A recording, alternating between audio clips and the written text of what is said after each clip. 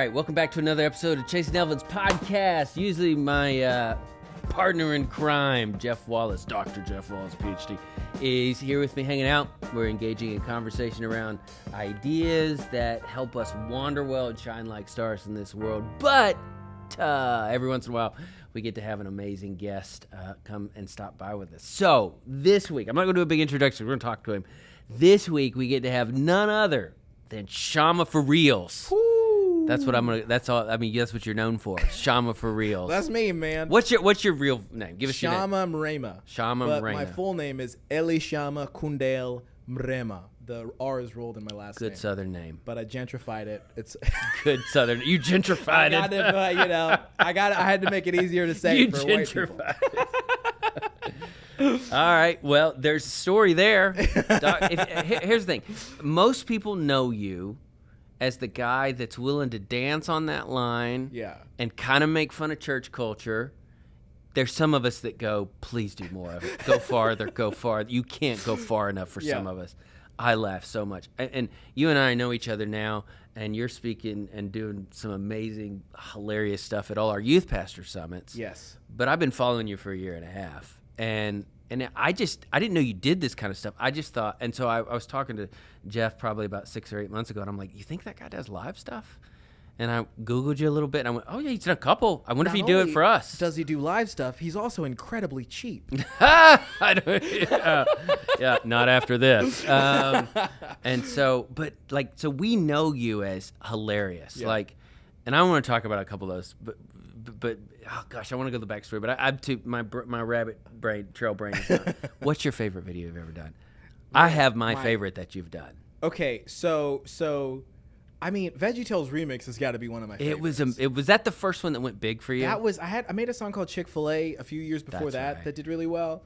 But Veggie Tales, it was just like a wildfire, man. It was one of those where people I went to school with in like second grade were messaging me, be like, dude, I just saw it.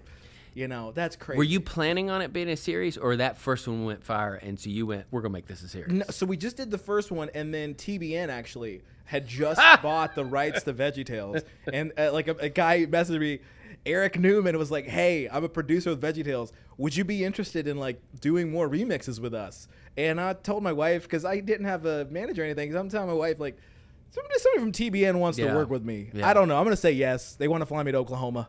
We'll figure it out. And so it just snowballed from there, man. That's great. That's so good. Yeah. I have several favorites, but the one that y'all did this past Christmas about the guy that's in the dark about his dad being Santa, which is not really making fun of church culture. And I think that's part of why it works so well is because you stepped out of that, like, poking satire and joking around about. Is Your Dad Santa is what it's titled. It is hilarious. So good, man. All credit to Chase and Gunnar, who's in that, my buddy Robert, who directed it. And it was just, we had like a kernel of an idea, and we were like, okay, is this too silly? How did you choose a van?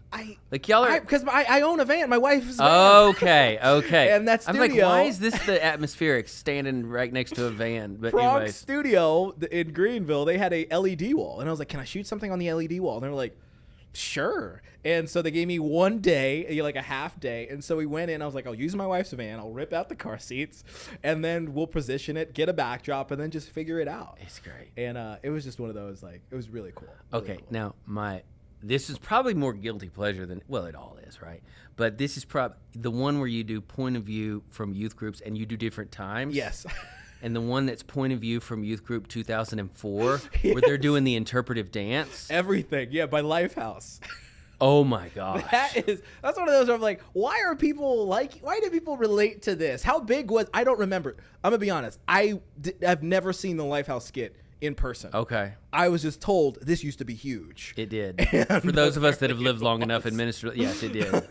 And before that, what it reminded me of is there was years ago, and this is way before your time, and it's before my time. This was when I was a kid, though. There was a guy named Carmen.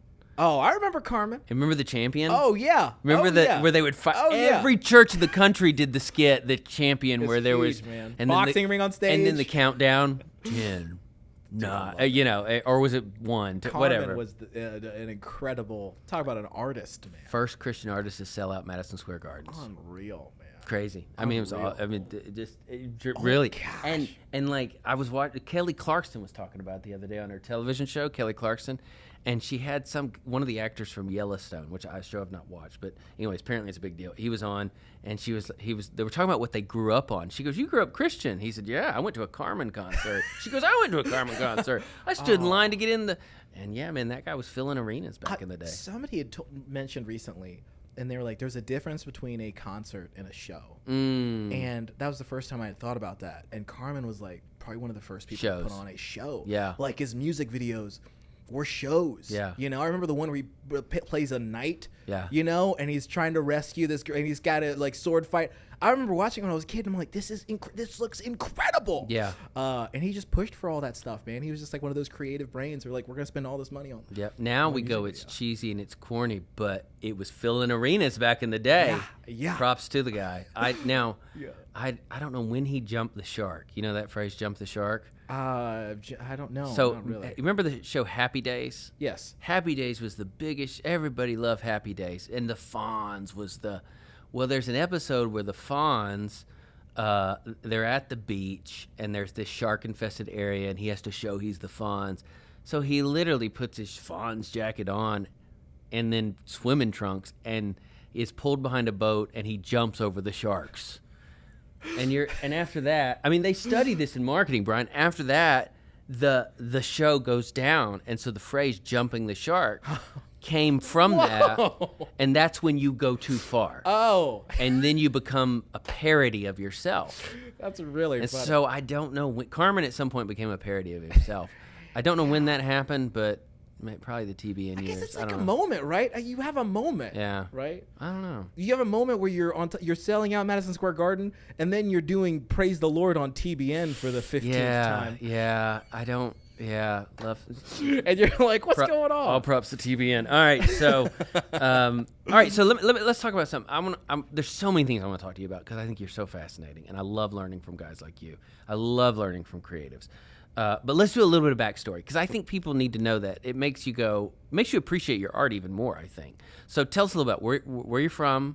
Obviously, you got a good Southern name or gentrified name or whatever you want to call it. But so where are you from? And I was born in Tanzania, East Africa. Uh-huh. I moved to the States with my family when I was 2 years old. My father, mother, and my older brother. I had a younger sister. I have a younger sister as well. So we lived in Alabama. Then we moved to South Carolina. Did you go from Tanzania to Alabama? From Tanzania to Alabama. Yeah. Birmingham, Alabama. And you know why? Please tell me you're going to do a parody of this one day. The Alabama at the time in the mid 90s had the most lax immigration laws. So there was a huge African population there. Yeah. I mean, at one point we attended a Tanzanian, like a Swahili speaking church in Alabama. I mean, there must have been like 500 people That's there. amazing. I did not know that. It was I did wild. not know that. Yeah. But then we split off because then we were like, wait a second, this can't just be African. We got West. Then it was like a West African church, then an East African church. Then the East African church was like, nah, there's gonna be a Kenyan church and a Tanzanian church. And so now it fragmented off. But in the early 90s, man, it was just like a hodgepodge of people who immigrated there for college, refugees. It was beautiful. That's amazing. Yeah. You know, that makes me think. I wonder if there was the Iranian Revolution, and David Nasser, who's our friend, came over about that same time. Yeah. Gosh, man. and ended up in Alabama. And I guess Dude. it's all making sense now. Yeah. Oh, man. Yeah. But anyway, so that's amazing. It was really, really cool. And so my parents, we attended a Pentecostal church there in Alabama, and a small Pentecostal church. And that pastor, him and his wife, took a church in South Carolina. And they were like, hey, y'all should move. And so we moved, and we lived in South Carolina. Wow. And this whole time we lived in America, I remember my dad telling us. How old were you when you moved to I was in South Carolina. I was 2000, so I was like 7 years old. Yeah. Yeah, so we lived in South Carolina. And throughout the whole time in the U.S., my dad used to tell us, hey, I'm called to do ministry in Africa, so America's not our home. And, we would just go around we're like, oh, that's fine, occasionally we'll go. Because we're like, an African family in the States. That's the American dream, man. We're like, oh, we're not really going to go back. And then finally, our parents interviewed with the organization that we were with, that we attended, the denomination, and they were ordained as missionaries, as ministers and missionaries. And then in 2003, it was like we packed up our stuff in a container, watched it drive off, and then we got on a plane a couple weeks later and flew back to Tanzania to do mission work. and I looked and sounded like this. I was like an 11-year-old. Like, you know, I had overalls. I was South Carolina, you dude. went to Tanzania. This with is how overalls. southern we were. I remember my brother and sister and I, we were on the plane, British Airways, flying to Tanzania, and the flight attendant is like, "Hey, what would you like to drink?" And my brother and sister and I both, we had headphones on. I remember we just went sweet tea, and we put our headphones back on, and she was like, "What?" And we were like, "Just sweet tea." The Brits do a different kind of tea. I can do hot tea with ice and sugar. And we were like, "Just bring it, but we'll figure it out." And that was like our introduction to being like, "Oh, we're not in South Carolina Wow, anymore." You were a confused kid going through. Oh puberty. yeah, I heard the term. I think last year from a gentleman, the term "perpetual foreigner." Okay. Which I thought was like, oh, I get that because you know I'm in South Carolina. Hey, I'm Eli Shama Rema. Where are you from? I've never heard that name before. Yeah. And I'm like, oh, I'm from here. Like I grew up here, but I'm from Africa. And then I go to Africa and I sound like this, and I'm learning Swahili to talk to my family. And they're like, oh, you're white. And I'm like, no, I'm from here. I was born here. Hold on. Oh, did yeah. they literally say you're white? They would call it Mzungu. Like Mzungu, that's people, people get Mzungu. Mzungu. That's what I'm called every time. That's what they call it. But they would call me too. I would mispronounce a word in Swahili, and my people would go like, "Oh, you Mzungu." This guy's an Mzungu, and I'm like, I'm okay. Friday. That's a So there was this idea of like, I was like, what culture do I fit? Go home, whitey. I'm sorry. I shouldn't have done that. I shouldn't have done it. I'm gonna get canceled for doing that. I'm sorry. So Mzungu, I was like, I guess that's just the term they throw out to anybody, you know? Jeez. If you act a little too, you know, I don't know. You wear a tie, all of a sudden you're Mzungu. That's amazing. I had, I remember I was in Tanzania one time, and they would say that, but the little kids would come up and do this to see if the white would come off. I'll try to see. To see, literally, they were doing this, and I went. They're like, he just this makeup. No, this is real. Makeup. This is your, because they were a couple of the tribes, they had never seen a white person before. So, anyways, all right. So you were out there in Africa. Yeah, huh? man, we did some. Yeah, I didn't go that far. We just stayed in the city. No, we were. Yeah, we went. And what's so sad about Tanzania? Not to go on a rabbit trail.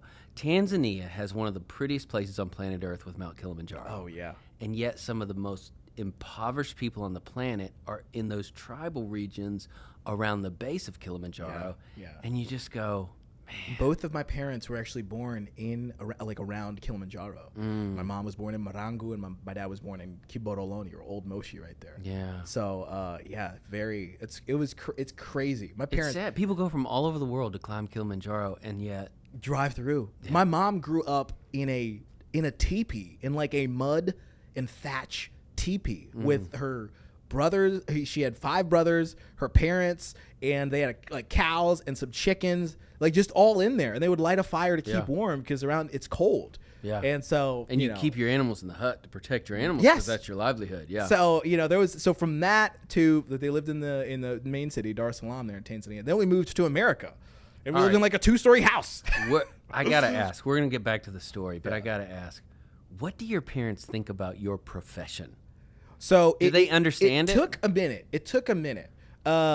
Because initially it was just like YouTube and my friends and family were sharing it, and so when I graduated from homeschool, I was homeschooled in Tanzania. I moved to the States and I went to a Bible college. And so my parents, like my dad would tell people, hey, I'm raising ministers. If we were at a church visiting, he would tell the people, I'm raising missionaries. My brother and my sister, hey, these are missionaries. And so we're going to Bible college. All my siblings and I, we all went to Bible college, and I graduated and I was volunteering at a church and then served at a church. They hired me to be the youth pastor there. And then I got fired from being the youth pastor. We're going to come back to all and that. So from there, like there was a brief moment in time where I remember I was like living in I guess you could say my calling and my purpose that I guess my dad had for me, or had prayed for me my whole life, which was, hey, I'm a youth pastor, and my dad is a senior pastor in Africa. And so when I got fired, there was like a really big talk about like an identity fracture, because I was like, that's all I knew how to do. I served at my dad's church. I served at a church when I went to college, and then I was the student pastor at that church. That's all I knew how to do. And so getting back into comedy after getting fired, and then creating videos again and doing all that, and then God, really putting like a NOS boost on it all was a miracle. And my dad passed away in 2018. But he got to see a video of mine. He got to see some of it. My first video, like I was in Tanzania visiting. I dropped it in December, like Christmas Eve, and I was in Tanzania at like New Year's Day, January 1st, and I remember it hit 1 million views, and I told my dad. Yeah. And I remember he passed away like a little bit after, like a week later. Wow. But it was one of those things where he was like, "I'm proud of you." Oh, wow. I'm proud of you. And my mom. See, that's what I wanted to get at, because like I can't imagine your mom grew up in a mud teepee. Yes. But yet you Yes. make your living making people laugh, Yes. making fun of the church, primarily on social media. Yeah. Yeah. And I'm going, there was a lot of like they didn't get it for a long time, but after they saw like one video do really well, and it's not about the numbers, but it was one of those things, like I think my dad knew, oh, he's gonna be all right. Yeah. And my mom knew the same thing, like, That's no, amazing. you're getting these invitations, it's working. Yeah. And so that was important to me to be like, I'm not. Because there's a time, you're a silly goose, and then all of a sudden you're like, hey, I'm a silly goose who needs to pay taxes and like be an upstanding citizen. And God has been gracious. You came back to the States, Yes. But your parents stayed in Tanzania. They stayed in Tanzania to do mission work. Yeah, Okay. Yeah. Okay. But they would come and visit every year or every other year. Okay. Awesome. Tell me what happened after Bible college. After Bible college, man, well, so I worked at a church. I was a student pastor, and I That's quickly where you realized, got- I was like, hey, this isn't for me. And so when I left, I was just like directionless. I delivered a lot of pizzas. Yeah. for a pizza restaurant in Greenville, and then I got a job at a production company. And shout out to Chris Brank and the whole team there in Greenville. Let people see, and I just learned production. I learned about cameras and audio and editing and directing and producing and gripping and electric and lighting and all these things. And I just remember being like, I'm gonna soak all this in and I'm gonna create again. I'm gonna start creating again. I'm no longer gonna be vlogging in my living room. And that's what, like, after getting fired, that was like that, I tell people like getting fired from a church was like my villain origin story. Because after that, I was like, no, I'm going to create amazing videos to make fun of some of my experiences. And all those things kind of converged. And I met so many of my really great friends and collaborators around that same time. Yeah. And it was just, God really orchestrated it. I remember I was interviewing. Have you ever heard of the Irwin Brothers? Oh, they yes, make yes. films. And so I was interviewing Andy Irwin. He's more. John does more of the. They're both story guys. John does a lot of the business stuff. Andy does a lot of the directing. And I remember I think it was Underdog, when Underdog came out, and first Christian movie to be released on Christmas Day. Like the Christmas Day is the Super Bowl for movies, Yeah. so this was huge. And I remember asking him about his story and because I'm always fascinated. How'd you get here? And he goes, at a camp, somebody put a camera in my hands and said, "Have fun," and tell a story about what's happening this week. He said, literally at a camp in upstate New York, somebody's like, "Yeah, you're quirky and you have this gift set. Let's figure out how you can cultivate it," and it led to all this other stuff. I think that's the one area that the church community doesn't get enough credit. Mm-hmm. The amount of creatives that the church has churned in and out, like, it's incredible. You look at all these pop singers, R&B singers, they're like, I used to sing in the church choir. I was a solo artist, whatever. Especially in video. Every time I see somebody behind a camera, I just ask them, like, anybody who's creative, I'm like, hey, what church did you work at? Yeah. Like, what ministry did you intern at? And that's usually the case, man. Yeah. Like, there's just been this, where else is somebody going to equip you to work with, hey, do production 52 times a year, you know what I mean? And train you and, lend you gear and try and fail. And that's the church, man. I love that. I really, really appreciate that. I do too. I think that the best storytellers come out of the church because there's this mindset in the church where you don't waste your sufferings. Let me give you a historic example. Following World War I, but primarily World War II, there was this huge 10 to 20 year era of books that were so negative about all things war, which makes sense. But there were two guys who were in World War I, which is where trench warfare became a thing, who said, we're not going to join the crowd. We're going to figure out how to tell a better story. And that was C.S. Lewis and Tolkien. Oh, wow. And so if you look at all their storytelling in Lion, Witch, and the Wardrobe and the Lord of the Rings and The Hobbit, it's patterned after trench warfare. And it's two guys going, no, we're not going to blend into the noise of everything is hell, everything is bad, everything. No, we're going to go, how do we redeem our sufferings? That's awesome. That's the best story telling, I think, comes out of a mentality of, I'm not going to waste my sufferings. So, anyways, sorry, not to get all serious. And that's tough because, I mean, that's not part of the, I don't know, you're not really equipped to, I don't know. I wasn't equipped to I didn't know about that. Yeah. I just thought, I went to Bible college, I graduated, I'm going to work at a church, get married, have a couple kids. My wife and I will work at the church, and then, I don't know. Happily ever after. And that's it. Yeah. I didn't plan anything else. And so I was telling somebody in the lobby, I was like, dude, my plan A got like obliterated. So I'm living in my plan. This is the plan B that God had for me, which was, plan A all along. But, and so there is this like assurance and of knowing like, man, it's going to be fine. Yeah. Were you always goofing, were you always getting the laugh growing up? I was the middle child, and my older brother and younger sister were really good friends. So it was just me and like Legos. Me and like, I just remember and like you were homeschooled. Boy, this is really a stereotype coming together. Yeah, man. I just remember like I wanted to, I remember sitting at the dinner table and my parents would be like, "Hey, what happened to you today while you were out and about?" And I'd be like, "Oh man, I met a guy," and I'd try to make the table laugh. And I just had this idea of like, whatever. And then I remember the first stand-up, I guess you'd call it stand-up I ever saw, was we had this CD, like this VHS of Jesse Duplantis. It was called A Merry Heart Doeth Good Like a Medicine Volume 8 or something. Oh my gosh, I'm going to be honest with you, bro. I didn't see that one coming. Y'all know comedy legend? Comedy legend like, Jesse Duplantis. Did you see I remember Brian, did you see Do you know what I'm talking about, Brian? Do you know what I'm talking about? Okay, Brian's freaking crying. I remember watching it. It was just like a compilation of his funny stories. And I remember I'd watch it with my dad, and he would just be laughing, crying.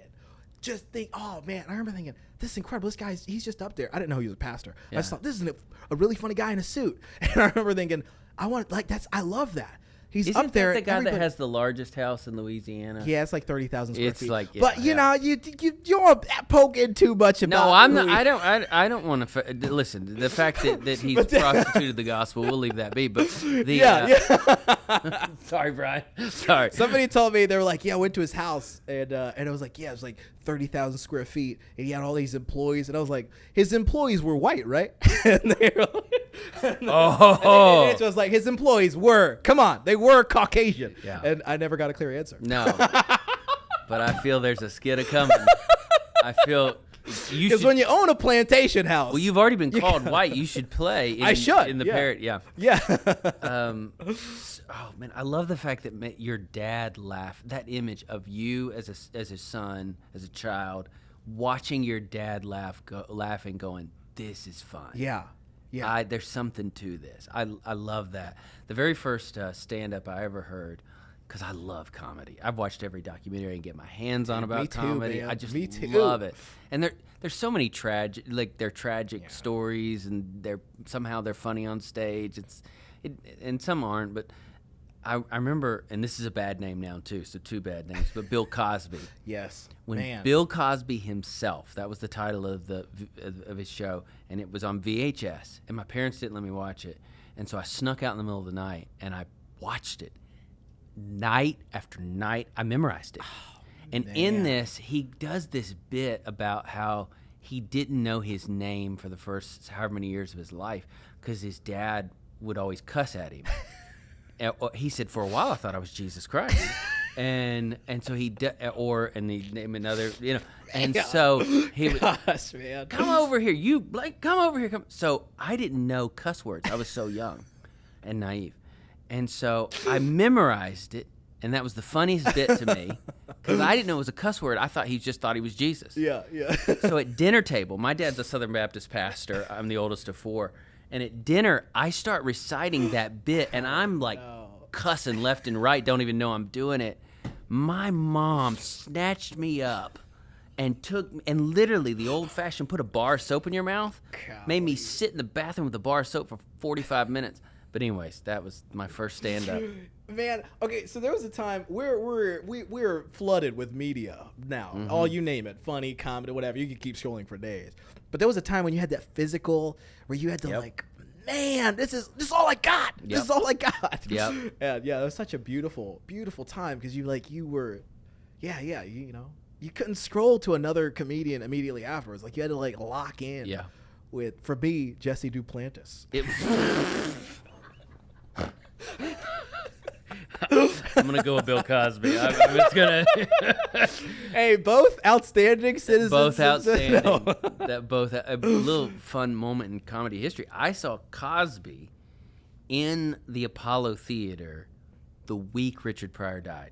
Man. So Pryor had died like 4 days earlier, and Cosby comes out and he goes, "Can I just talk about my friend for about a few minutes first?" And so he does this like backstage pass to their two schools of thought on comedy. He's like, "Here's why I went my route. Here's why I respect Richard's route. I didn't go that route, but because he was the clean comic and Richard was the, you know." And so, but it was just fascinating, man. I love comics. I love listening to comedy. It's just a beautiful thing, man.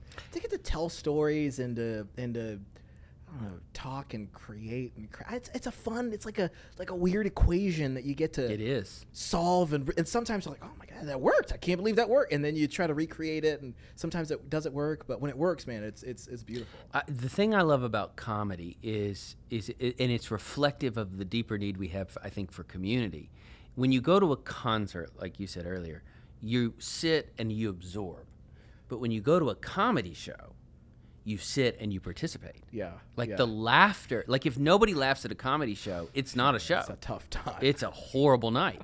But if that laughter is contagious and everybody's like, I mean, it's just it's a communal experience more so, I think, than a concert. And I think that it really certainly does speak to our deeper need for all this. You make people laugh. You do a great job. I watched you this morning, Shama, like all our youth pastors right now playing at Universal Studios. But what I loved about this morning, you had 2,000 plus people in stitches, but you weren't doing a bunch of rehearsed material. No. You told a joke from an observation from us being in Dallas last week. Yeah. Like that was obviously the first time you told that. Yeah. And so there was like some of your stuff, like, yeah, you had practiced it, but there was about half the stuff you did today that was, I mean, that's a gift, man. That's a gift. Why do you think laughter is so important? Why is it important for us? Just in general, but also as Christians. I mean, you I don't know how everybody else kind of grew up, but I was growing up at church, like I was sitting in the back making fun of the, you know, talking to people about stuff that was happening on stage. And I don't know, like talking about it was this relief, like, oh man, remember, like that thing happened. He messed up saying that word, and that's funny. And we talk about it, you know, like, I don't know. We just need you want to call things out, I guess, especially in the Christian space. You have all these, you know, people are like holier than thou, and you have all these. I get a lot the biggest. But I don't get why use. Laughter gets kicked to the curb. Like, why do you have to? Why do you have to be holy and hate everything? Like, there's that whole touch not the Lord's anointed. You know, people give me that verse a lot, and I'm like, well, the Lord's anointed was doing backflips on a trampoline mid-sermon. Like, we gotta talk about that. Like, that's funny. And so I think it's just like the John Chris says, it's a group text out loud. Like, you know, and I was like, oh, that's really, you know, stuff that you would say. You know, you're like, hey, I'm just gonna say that. I'm gonna say this. I'm gonna say this. And the comedians who are really good at that, they end up telling you stuff that you've thought of, but you've never even put words to, and you're laughing at. You're like, oh, I have vernacular for that. I have reference for that. There's a story for that. You know, and you know, it's like, I heard there was a pastor who like said, you know, most comedians are like, they're like prophets. You know, you're calling out things that people are kind of overlooking, and you know, the first time you say it, people might like groan or whatever, and they're like, whatever, and then you rework it, and then all of a sudden it becomes this, you know, this full-fledged bit that that, you know, that works. Well, take me through, like, when I think of comedy, I go that it's a natural expression that God has given us to laugh. Just like crying. Right? When something's sad, you cry. When something's funny, you laugh. But you're right, there is this, and I was part of it for a while where I thought this way too, or at least I was told to think this way. I didn't really think this way. Where it's like, no, we don't, that's not who we are. And I'm going, I bet Jesus laughed. Yeah, yeah. I bet there was some stuff around the fire that didn't make it in the Bible, you know, and I bet there was this sense of fun and camaraderie and goofing off, and like I don't know. I find it hard to go, no, we're going to redeem everything about life but laughter. I just think that's craziness. Like, we need that, man. I remember being at my dad's funeral in Tanzania. Well, the funeral was like whenever he passed away. I remember our family, friends, family, neighbors all just came to our house. And I was thinking, you know, they're going to be there for a couple days, or, you know, just be there for the day and then leave. And they ended up staying the night. I'm like, oh, okay, you know, why are y'all staying? They're like, oh, we're going to stay till we bury your dad. We're in this. We're together. Tupo pamoja. We're together in this. And so there was just a lot of time where we're just sitting around, because I had my brother and my sister and my sister-in-law. They were going to fly to the States for the funeral, fly from the States for the funeral. And so there was, you know, I almost had like a week there where I was just sitting around with family and friends. And that was, I mean, my uncles, it's just hilarious. We were just laughing. And I remember going through, I mean, just both extremes of I'd go to my room and cry because my dad had, you know, was no longer with us. And he was a phenomenal, great Christian man, leader, father, all the things, above reproach his whole life.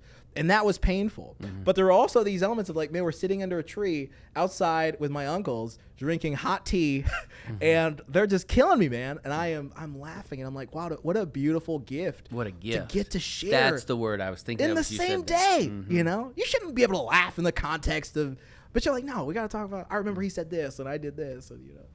And so that to me, I'm like, man, shout out to God for giving us what we need. Well, I bet through telling those stories, it was a way, you know, we read in the Apostle Peter wrote to honor everyone. Yeah. I think telling those stories and laughing is a great way of honoring somebody. Absolutely. Yeah. Absolutely. So we got this image of your dad thinking something's hilarious and you going, okay, there's something to this. Yeah. And then that evolving over time in your life. Okay, so now here we are. You make amazing, funny content, poking fun at different things. What makes you laugh? What's funny to you? I mean, because you love to laugh, man. Yeah. I've been around you, and you're constantly you're an observational guy. You're taking notes. I knew from the first time I met you, like, I don't want to end up in his notebook.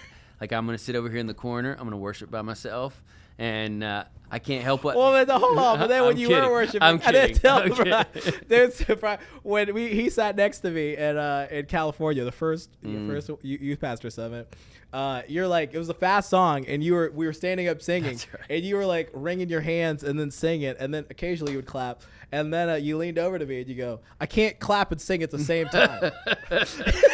And then I was like, man, he was so vulnerable just then. Yeah. I used to think, you know, all senior, you know, pastors just do that whole thing, but no, that's like they can't multitask. It's a Mazungo thing. It's a Mazungo thing, man. Yeah. Yeah. What when you're crafting? Because it's, I mean, you know, let's say, what is it? The average time is what, 3 or 4 minutes for a bit? Yeah, like, you know, a couple minutes. When you're crafting something that you're going to post and you're going, man, I want this to hit 1 million, 2 million, 5 million, whatever it is. Take me through that. How do you create? I mean, because you had this great opportunity. You were a sponge at that production company. You learned all that's now coming together to help you be funny, tell little stories, and put content out. It's like relatability, like the seed of relatability. It's hey, I have this idea. Did anybody else grow up with it? Did anybody else see this? Did anybody, you know, if it's like who's been seen Now Behold the Lamb done as a human video? Is it just me? Have you? And then all of a sudden, you know, hey, okay, what is funny about that? It's relatable, but what is funny about that? Like, I grew up in Pentecostal churches with Holy Ghost services, and I've spoken in tongues, but, you know, there's a lot of, it gets a little wild. Yeah. Who else has experienced that? There was a story that I've told online that I faked speaking in tongues one time because I was at a church where, like, the pastor, this female pastor, she had lined everybody up. Yeah. She was like, all the young people line up, like military style. And they had just a team praying over us. And they were like, you can't sit down until you get filled with the Holy Ghost. Yeah. And so I remember I was like the last person standing. And I just faked it. And I filmed this video. I put it up. And people were like, Dude, I've done that too. Or I did was it in too. a service. I'm a Baptist. You and I did it. too? I was dating a Pentecostal girl, and I went to her church. And you were like, and Shama she was holla, baby no, girl. I didn't do the tongues. Like her mom was like, I'm hurting, I'm sore, I need to be healed, and I went, everybody else is doing it. Yeah. I can heal you. And I prayed over her to heal her, and I was just doing it to impress my girlfriend. She said she felt better. Okay. I was just making stuff up. Whoa, dude. Is that girlfriend now your wife? Or? No. So you were just doling out faith healings? No, man. I was young and dumb. Yeah. Yeah, but it's... But see, that caliber of... I was like, relatable to me. I was like, I think it's funny. I talked to a couple people about, hey, have you ever been in a context where you were like held hostage with the Holy Ghost? Yeah. And then, it was relatable enough, and try to tell the story in a way that, okay, everybody's like, oh, okay, it wasn't just me. And I think that in a way kind of depressurizes. I did this series called Loose Cannon Guest Speaker, where me and a friend, PD, would just write the wildest things that we would think a preacher would say. Then we would film them and then just do a supercut of like 30 seconds to a minute of just a guy saying like, I believe in the quadrinity, like wild stuff like that. I remember. And so all of those, we put those online, and then people would started commenting. I initially did it as like, I'm just gonna make it. My former boss, that when I was a student pastor, the senior pastor, he was one of those. Like he was a loose cannon. Like he would just say stuff, and afterwards, like, did you mean anything that you said up there? And so I started uploading these videos, and people start commenting like, dude, I'm so glad this has happened to other people, because I was at a youth camp where a pastor said this, and I walked away from the faith because I heard somebody say something negative about this. And so in a way, I thought I just kind of made those videos to go, how silly can we be? But then I found like, oh, the people are like sharing, comparing notes in the comments and finding out, oh, it wasn't just a one case scenario. Like I wasn't just in some weird camp in Missouri where this happened. Yeah. This has happened to thousands of us. And now we're in the comments relating, oh, hey, maybe it wasn't that bad. It was like depressurized. So relatability is kind of the kernel of these. Yeah. Yeah. I love it. That's awesome. All right. Okay. So you obviously the last several years have been good to you. You've been blessed, and it's amazing. What's 10 years from now look like? Man, I'm gonna be honest. My goal, do you know Mark Lowry with the Gaithers?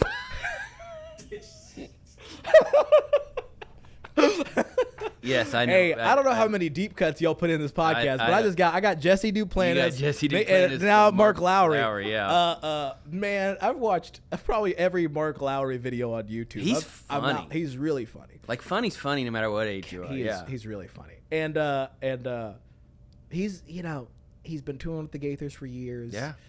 They're all old. They're poking fun of each other. They love the Lord. I believe everybody in that camp has kept the same spouse. That's what I want to do, man. Yeah, that's what I want to do. What I want to be the guy. I love being the guy supporting the guys. Up there doing, But see, I don't see it that way. You see yourself as supporting the guys, and I don't. It's like people when preachers go. I'm a preacher, so when preachers, this is the most important thing. The word, I go, yeah, sort of like. Yes, the word is paramount to everything, but the word is not the end game. It leads to something else. Yeah.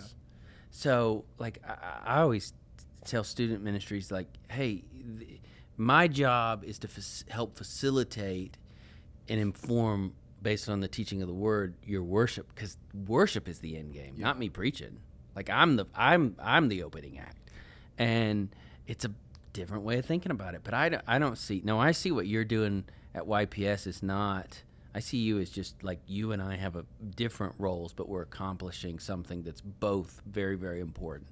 So I don't see you as setting anybody up. And I love filling that role. I think I've talked to other, comedians, and there's, you don't want to be the guy between the guy because people are like walking around. It's almost like it's not a valued spot, You're almost like people wrangling, and people aren't really paying attention or they're not really there for you. But I'm like, I love that, man. I love that. I don't.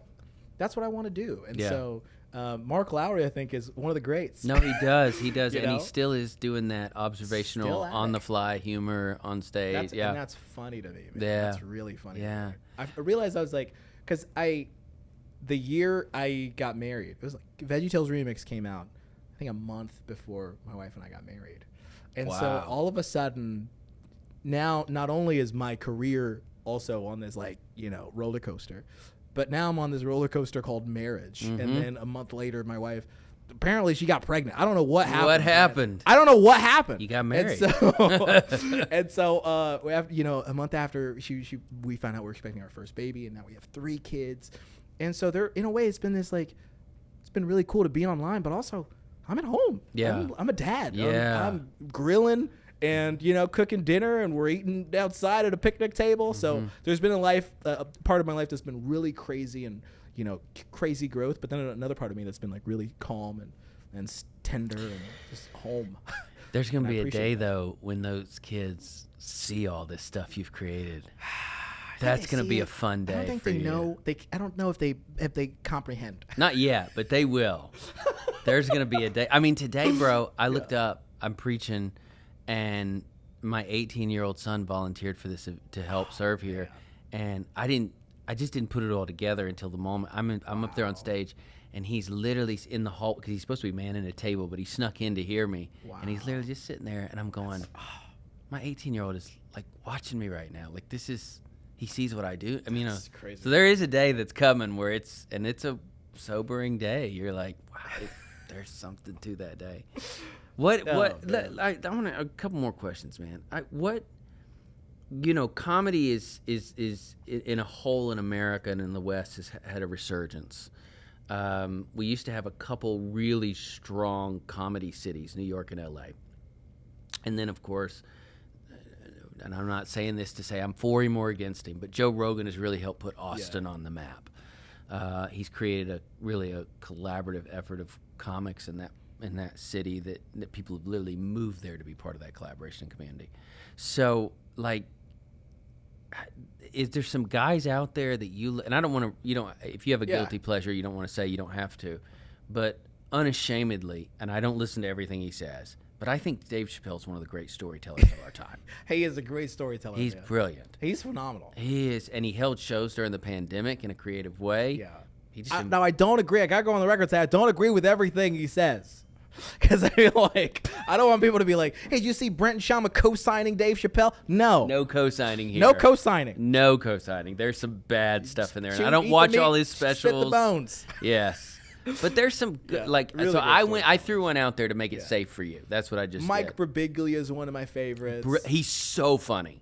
Great storyteller. Dry. He's so dry, too, in the way. Yeah. John Mulaney is another one. Neil Brennan. Just a lot of guys who've like just created, I mean, really just gave words and stories and expressed feelings, and I'm like, I've had that. Yeah, I've had that. You know, and I'm like, not only have I need somebody else to listen to it to also relate to that. Yeah, and so those are just like a couple, man. Who else, man?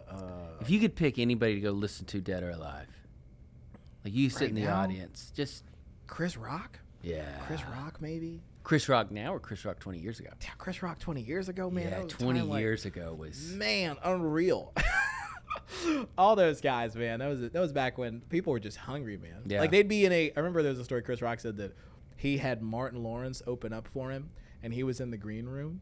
And so he was like, just like a kid. He didn't even meet him before he came. He's in his own green room. Martin Lawrence is out there opening up for Chris Rock. Wow. And Chris said he was like, I knew I was in trouble because I felt the ground shake every time people laughed. Wow. People are just like, and I remember being like, man, imagine being the headliner. Yeah. And they're like, I got this young kid who goes on to be, a comedy giant. Yeah. Yeah. And then, of course, we need Bad Boys 27. We need them all. We need them all. I think Martin Lawrence needs them more than anybody. He might at this point. I don't know.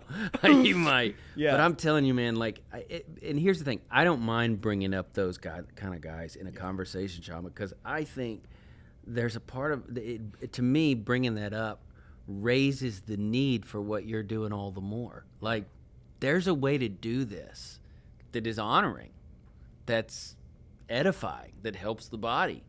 And the body of Christ, and so that's why I bring that up, because yes, I learn from comedians.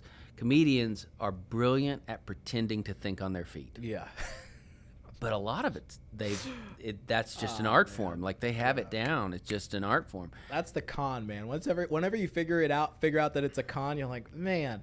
So then you find somebody. Yeah, I was just at the airport. Wait, when were they at the airport? I was talking to my mom. 5 years ago, but you got to make it. The comedian Patton Oswalt uses the term wonder. You want to express what you're saying with wonder. Yeah. And I was like, oh yeah.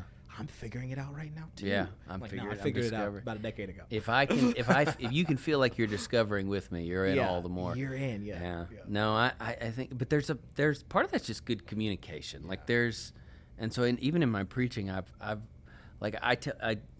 talk to young preachers all the time, and I'd like to still think I'm young, but I talk to young preachers all the time, and I go, yes, listen to the greats, listen to the preachers, study the books, read the books, but study a wide variety of communicators, because there's a lot of style, there's a lot of communication tactics, and there's stuff that's gonna, at the end of the day, you want to connect with the person in the seat and help them go on a journey. I think comedy helps us do There's that. a very famous one of the, I think he was involved with the founding of improv comedy back in Chicago in like the early. I don't think it was Del Close. I say it's Del Close. I've said it before, but I don't think it's him. It was another guy who once said, "Make people laugh, and while their mouths are open, pour in truth." And that was like this, like a light bulb moment to bring in. Okay, my experiences with the church culture, good and bad. To go, okay, I can not only, if I can make people, I don't have to highlight the truth in terms of like, this was wrong, that this happened. No, I can make people laugh. Yeah.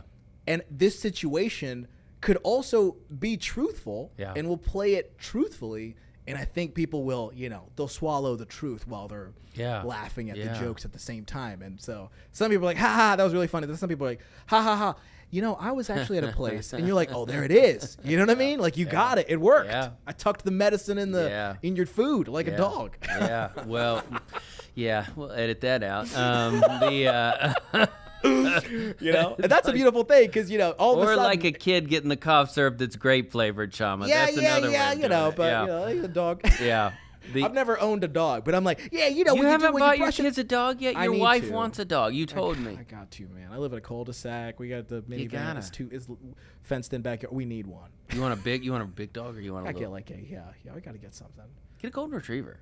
That's what I've heard. We know a family just They're so family. Like, they are what they are. They're the happiest dogs on the planet. Is this going to broadcast in Tanzania? Because I sound like a real Mzungu. You will be so... I'm sorry. We've been looking at golden retrievers, Get your street dog, I got to get me a bulldog, just so people know. Yeah, Shama's he's like black. Yeah, that's... I'm not saying anything. Not touching it. But if I do see you with a pit bull and a chain around its neck walking down the street, I'll know you're trying to prove a point. But no, you gotta get those kids a dog. Awesome, man. Listen, number one, I want to say thank you for what you do. There's 1,000 people that do what I do, but there's only a few people that do what you do. So thank you for what you do. It's a blessing to the body. I want more and more people to know about you and all that you're doing. You can follow. Where can they find you on IG? Instagram, Shama, the number 4 Reels with a Z, and YouTube, Shama Mrema. I think that's it. I've also got a website, getshama.com. Get Shama. Nobody's trying to get him though. Get it. Get you some Shama.com. All right. Hey, I also want to thank you, man. I was at Goodwill the other day, and I picked up a Brent shirt. You got you one. I got me a Brent Crow shirt, limited edition. Yeah. I was like, I need those. Most of my stuff sleeves. looks like it came from Goodwill. Yeah. I was like, wide sleeves? Yeah, that's Brent Crow right there, baby. And also, man, thank you. Thanks for trusting me, man. Oh, no, this is my first tour. Wow. Youth Pastor Summit, this is my first tour. And so I remember, I was like, I want a tour. And so, I didn't get any. I got passed on a couple of opportunities last year. And so when y'all picked me up, I was, really excited. We're blessed for it. You're crushing it. Thank you, You're man. crushing it. Thank you. Thanks for trusting me. Thanks for having me. Thanks for letting me make fun of. Yes, all of us. Yes, the attending, everybody, man. Everybody, the people in the room, even people that dive on stage. Anyways, we had a guy dive on stage. That was so funny, man. That was so funny. I'm surprised he didn't break a hip. All right. Anyways, he was old. I had asked. Okay, for context, I had asked, hey man, who's been in ministry the longest? And this guy raised, and he was like, 50 years or something. I was like, all right, come on down. Or I was like, maybe carry him. He looks old. And he started walking himself, and I was like, hurry, because I saw the counter was going down. I was like, dude, hurry up. I was like, I don't know why I told an old guy to hurry up, but he started booking it, man. He started running. Had a point to prove. Rolled on stage. Oh my It was gosh. Incredible. I couldn't have scripted a better moment. It was a beautiful blend of comedy and awkwardness. Oh, yeah. So, anyways, yeah. Well, you're crushing it, man. Thank you for being with us. Thank you, friend. Ladies and gentlemen, make sure you like, subscribe. I don't know what all there is to do, but do what you're supposed to do and hang out with us. Chasing Elephants.